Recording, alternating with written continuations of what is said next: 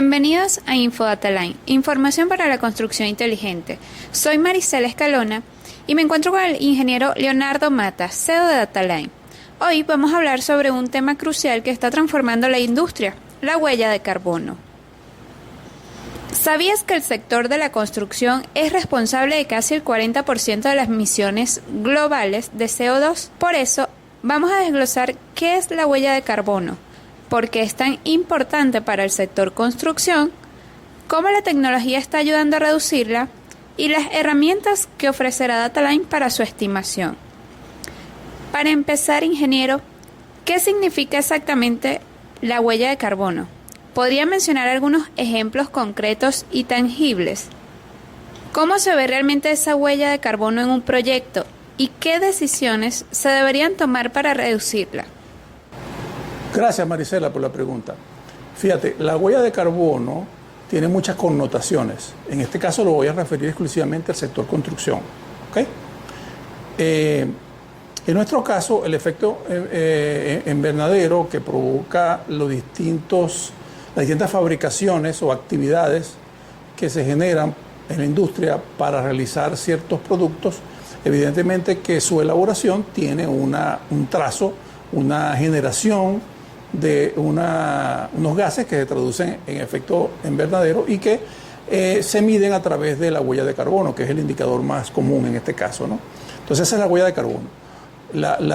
Vamos a decir, el trazo que genera y el daño ambiental que hace generar un producto y todo ese consumo energético alrededor. En nuestro caso, en el sector construcción, el concreto es uno de los principales productos usados en el mundo y todos los derivados, albañilería, etcétera, todas estas cosas, y son los que consumen dentro de la construcción o generan más efectos de huella de carbono, ¿no?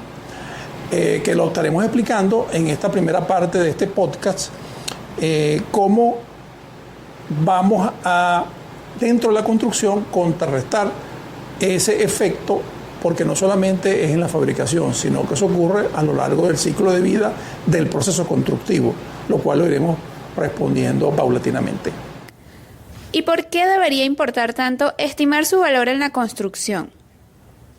Existen varias razones para estimar esos valores en la construcción. Uno, primero, es este tema de responsabilidad ambiental, es decir, para tratar de hacer menos daño en el ambiente. Por eso es que se hacen unos estudios previos de todo el impacto que implica el sector construcción, que lo vamos a explicar paulatinamente. Ahora hay métodos para hacer esas estimaciones. También tiene que ver con un tema de economía, un tema de economía ante las valoraciones que tiene todo este tema de la huella de carbono y sobre todo en países desarrollados donde hay unas especies de valoraciones y impuestos, si se puede hacer de alguna manera, a la mayor producción o la mayor producción o menor producción tanto de la parte de generación de huella de carbono como la parte de la sostenibilidad, que van en paralelo estos dos puntos.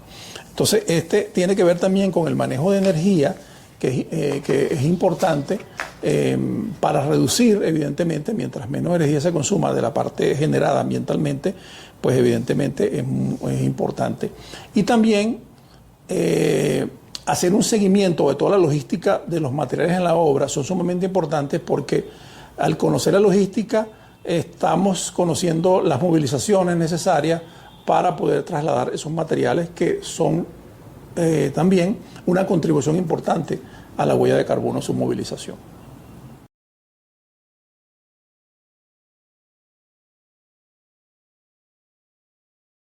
¿Y cómo reducir la huella de carbono? También, ¿qué papel juega la tecnología y el uso de software? Ok, fíjate, una pregunta muy interesante.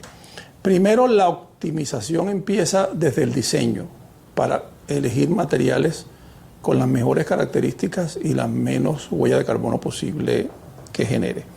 Viene también en medir y cuantificar de una manera adecuada todos los componentes que integran una obra en todas sus partes, ¿no? Para eso existen software especializados de manera de reducir también los desperdicios.